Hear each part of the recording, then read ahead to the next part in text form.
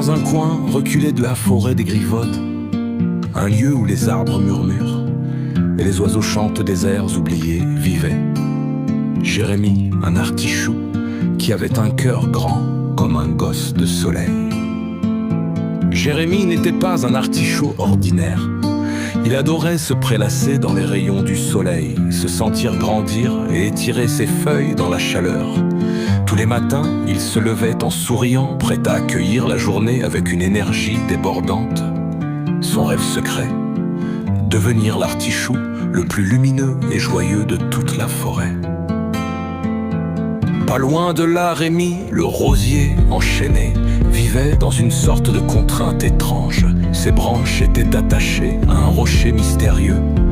Et bien que ses fleurs fussent d'une beauté éclatante, il n'était jamais libre de se déplacer. Pourtant, il ne se plaignait jamais. Rémi savait que sa beauté se trouvait dans la patience et la résilience, et ses épines, bien que menaçantes, étaient là pour protéger ceux qu'il aimait.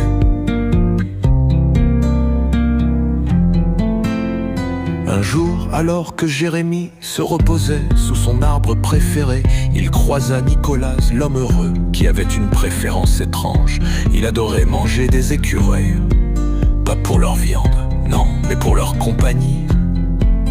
Il les invitait toujours à des festins où l'on ne mangeait rien, mais où l'on riait et chantait. Il semblait que pour lui, l'essence de la vie se trouvait dans les moments partagés, même si cela signifiait être un peu étrange aux yeux des autres.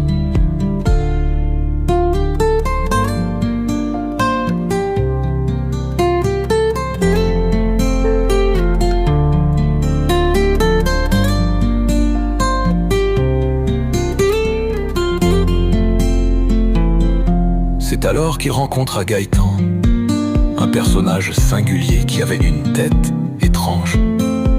En effet, Gaëtan ne possédait pas de corps, mais uniquement des fesses à tête, de toute taille et de toute forme. Ses fesses étaient ses jambes, son torse, et bien sûr sa tête. Gaëtan n'était pas du genre à se laisser déstabiliser par les moqueries. Après tout, il savait que chaque créature, aussi bizarre soit-elle, a sa propre place dans l'univers. En errant dans la forêt, Jérémie tomba sur Mathias, un dieu des chapeaux. Chaque jour, Mathias créait des chapeaux magiques, chacun ayant des pouvoirs différents.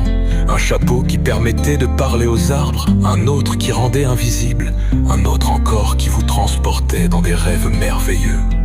Il était le maître de la mode enchantée, et tout le monde dans la forêt venait chercher conseil ou un chapeau spécial.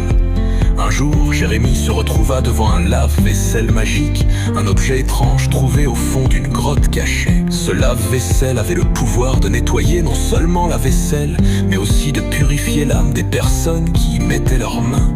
Chaque fois que quelqu'un en avait besoin, il suffisait de déposer un objet dans le lave-vaisselle et en ressortait une version purifiée de soi-même. Certains venaient y laver leur cœur, d'autres leurs pensées. Jérémie, curieux, y déposa un de ses petits pétales, et à sa grande surprise, il en ressortit encore plus lumineux et heureux. C'était une journée comme aucune autre dans la forêt des Grivodes.